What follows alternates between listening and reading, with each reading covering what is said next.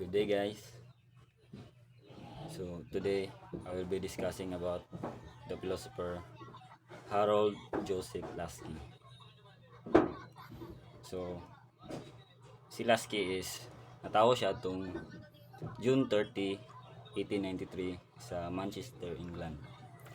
Then namatay siya tung March 24, 1950 sa London, sa UK. So he was a British political scientist, educator, and prominent member of the British Labour Party who turned to Marxism in his effort to interpret the crisis in democracy in Britain during the economic depression of the 1930s. Born into a liberal Jewish middle-class family in Manchester, Laski was the son of a cotton shipping merchant nga si Nathan Laski.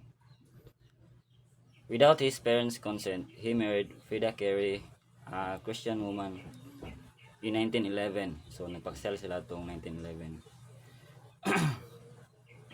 Laski briefly studied eugenics at University College, Oxford in 1911. After graduating from Oxford and working for the Daily Herald, Laski left England to teach political science at McGill University in Montreal sa Canada, 1914 to 1916.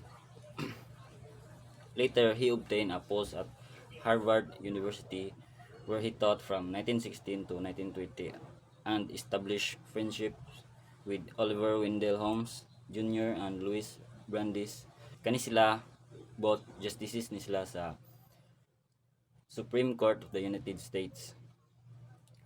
And Felix Frankfurter, who was later appointed to the court. During this period, he wrote Authority in the Modern State, 1919, and the Foundations of the Sovereignty, and other essays, 1921. In both works, he attacked the notion of an all-powerful sovereign state, arguing instead for political pluralism. In his Grammar of Politics, 1925, however, he defended the opposite position, viewing the state as the fundamental instrument of society. Then, after ato, himbalik siya sa England atong 1920, ug nahimo siyang active worker sa Labour Party. Election campaign atong 1923. In 1926, he accepted a position at the London School of Economics and Political Science, where he taught political science until his death.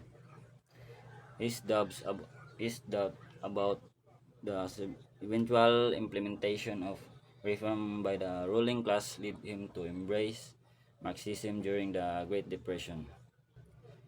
Laski argued that the economic difficulties of capitalism might lead to the destruction of political democracy.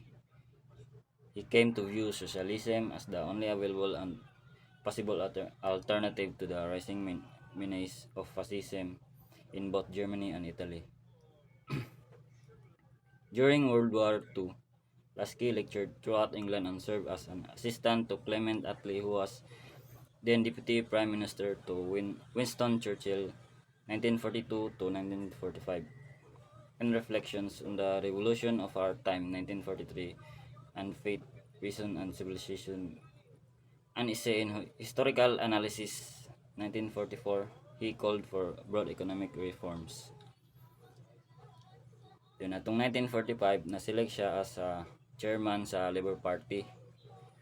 Yun, Laski felt that his cause was at least partially vindicated. So, ang meaning din sa vindicated is ang pamatud-an by Labour's decisive electoral triumph that year. However, his period as chairman was turbulent. Ang meaning sa turbulent kay kanang gubot bitaw.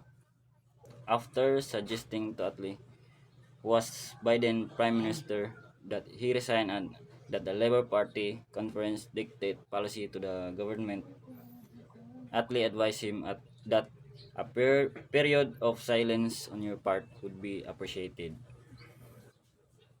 So, sayang works and writings is some of his notable writings include A Grammar of Politics.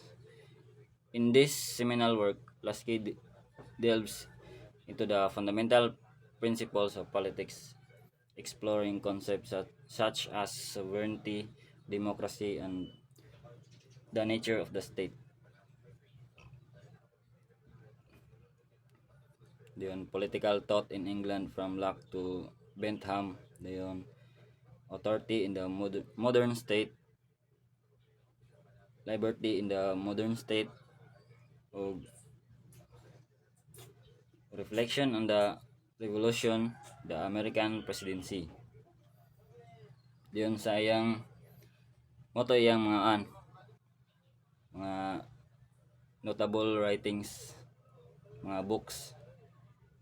So arito sa iyang virtues and values is the importance of collective values such as solidarity, equality, and justice, which he believed were essential for creating a more equitable and democratic society.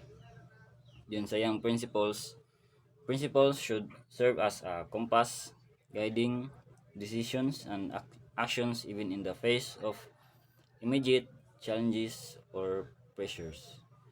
So, sayang morality should guide politics, emphasizing principles like equality and justice to prevent corruption and oppression. Yun sayang ethics kay ethical principles such as justice, fairness, and compassion were essential for guiding human conduct for fostering a just society. So sayang best quotation kay the first duty of a man is to think for himself.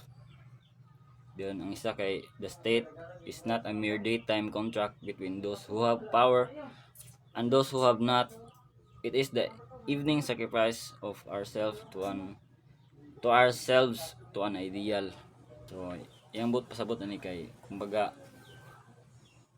buhaton na to kung unsa atong role sa community para sa ikanindot sa atong uan.